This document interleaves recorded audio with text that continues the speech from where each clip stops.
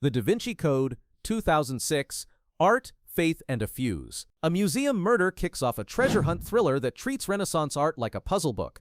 Robert Langdon and Sophie Nauvoo decode paintings, anagrams, and church history to chase a secret the film frames as explosive: Jesus and Mary Magdalene had a bloodline. The theory isn't whispered, it's staged as a challenge to centuries of authority.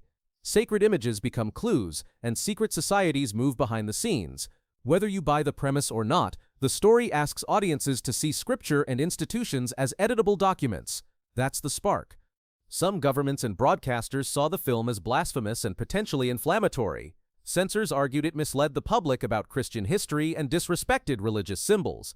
Others feared protests or church-state friction. Violence serves the chase: self-flagellation, assassinations, a siege at a church. The film's sharper sting is ideological, implying the most famous religion on earth has a cover-up encoded in paintings people visit on school trips. The movie works not because it's true, but because it treats research like adventure and taboo like marketing. The banning impulse proves its point. The fastest way to make more people watch a movie is to tell them they shouldn't. The aftertaste: even if the thesis is Swiss cheese, the bigger question lingers. Who gets to publish the official version of the past? And what happens when people are brave or reckless enough to read around it? The Exorcist, 1973, Faith on trial and in the ratings office. A preteen girl changes.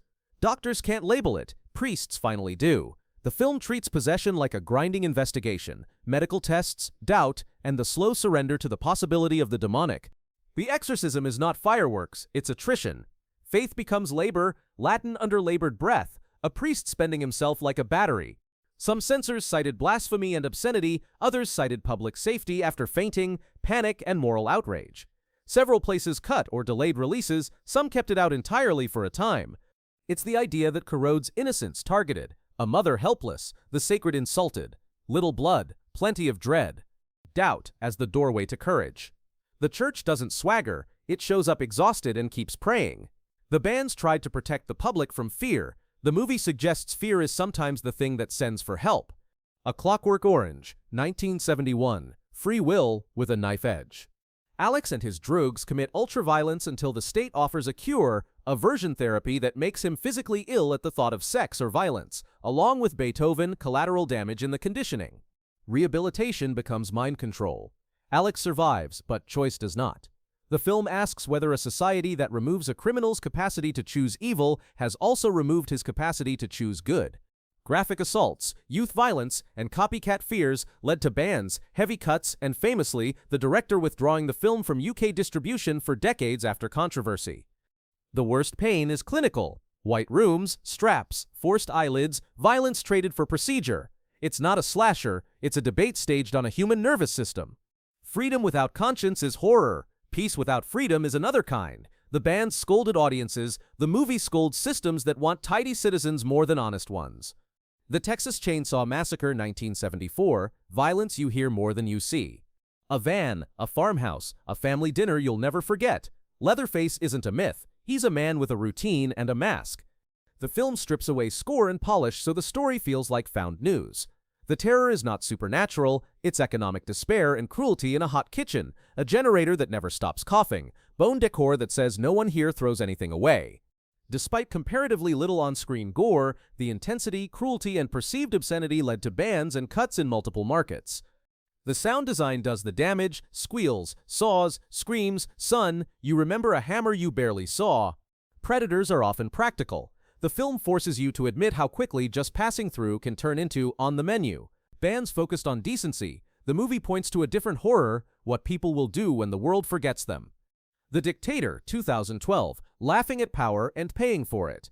Sacha Baron Cohen plays Aladdin, a cartoon tyrant who loves oppression as much as he loves himself. He's deposed, loses his beard and identity, and stumbles through New York while trying to reclaim his throne. Under the gags is a clear thesis: authoritarianism is ridiculous and deadly. A dictator's insecurity becomes a country's cage. Several nations barred or limited the film, calling it insulting, destabilizing, or hostile to their image. Others quietly discouraged screenings. The jokes are crude, the targets are real: rigged elections, censorship, torture. Laughs land because the punchlines describe policies people live under. Satire as a pressure washer. Some regimes hate mirrors. The bans prove the reflection worked. Monty Python's Life of Brian, 1979, satire near sacred ground. Brian is born next door to Jesus and keeps getting mistaken for the Messiah. Chaos follows. Fan clubs, mobs, slogans, every tool humans use to turn nuance into noise. The jokes don't target Jesus, they target herd thinking and performative piety.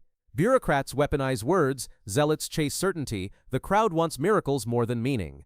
Local councils and national boards in multiple places labeled it irreverent or blasphemous. Some theaters pulled it, some countries delayed or forbade release. The ending is gallows humor. Quite literally, men singing on crosses. No gore, just the awful cheerfulness of people coping under a state that kills and a crowd that giggles. The film argues that faith is serious, and that's exactly why satire is needed to carve away the nonsense that clings to it. The bands help the Pythons again. Nothing sells tickets like a sermon against laughing. The Interview, 2014. Comedy that triggered a cyber war. Two Americans land a TV interview with North Korea's leader. The CIA recruits them to assassinate him.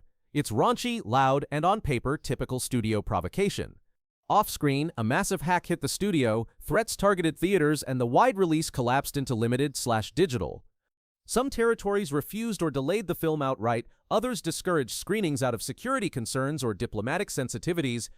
The movie's gags are cartoonish. The real sting was geopolitical. Free expression meets real-world pressure, and the marketplace blinked. Who gets to decide what jokes you hear? The controversy outgrew the film and became a case study in how modern distribution, politics, and fear tangle.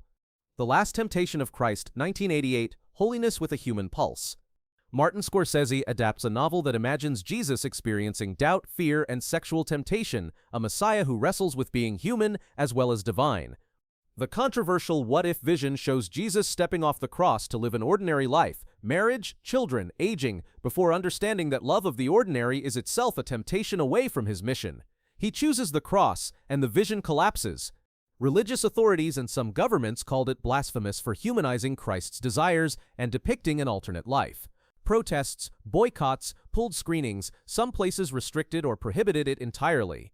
There's crucifixion and mob cruelty, but the hardest moments are interior. Holiness framed not as magic, but as a costly yes in the face of every understandable no. The film isn't mocking faith, it's asking what obedience costs when the easier road looks so beautifully normal. Bands missed the point. The movie ultimately affirms sacrifice, but by making it feel like a choice a person with a heartbeat and appetite had to make. The Human Centipede, 2009, shock as a business model. A surgeon kidnaps 3 tourists and stitches them into a centipede, sharing a single digestive tract. It's exploitation horror that aims to be infamous first, effective second. The movie sells you the pitch taboo body horror you can't unhear, then stretches it into a grim clinical parade of dominance. Censors in several places called it obscene, degrading, or potentially harmful. Sequels drew even stronger responses. The premise itself is the harm. The camera lingers on control and humiliation more than blood. Consent turned inside out, and the line between artistic freedom and empty provocation. Whether you ban it or not, the cultural verdict is the same. You remember the logline, not the movie. That's the brand. Cannibal Holocaust, 1980. When realism crosses a line. A professor recovers footage from a missing documentary crew in the Amazon. The film pioneered found footage decades early, then burned its own legacy with cruelty. The second half plays the raw footage, staged atrocities, sexual violence, and unlike the rest, real animal killings. The fiction indicts the crew's exploitation, the production repeats it. Prosecutors and boards moved against it over obscenity, allegations the actors had been harmed, and the actual animal deaths. It was seized, cut, or banned in numerous regions. The worst part is off-screen knowledge, that some suffering on set wasn't pretend. The film tries to say the so-called civilized are the real savages, but when your message requires real harm, your message is the problem. Many bands here weren't prudish, they were ethical. Censors rarely admit the real reason. Officially, it's decency, blasphemy, public order. Underneath, it's this. Narratives are powerful. If a movie rearranges sacred stories, as in the Da Vinci Code, humanizes the holy in The Last Temptation, or mocks the mob scene in The Life of Brian, expect friction. Systems hate mirrors.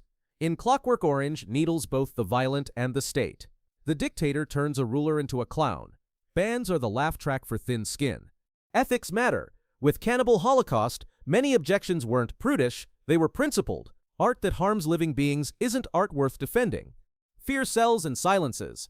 The interview reminded everyone that distribution can fold under threats. Banned is both a billboard and a muzzle. Shock has a shelf life. Human Centipede proves provocation can travel farther than craft, but the conversation it leaves behind is small. If you strip away the headlines, you're left with a simple map. Stories that challenge identity, poke at power, or cross ethical lines will always find a wall. Sometimes that wall is fragile enough to crack under laughter. Sometimes it's there to protect the innocent. Your job as a viewer isn't to swallow everything. It's to ask why the door was locked and who benefits from keeping it that way.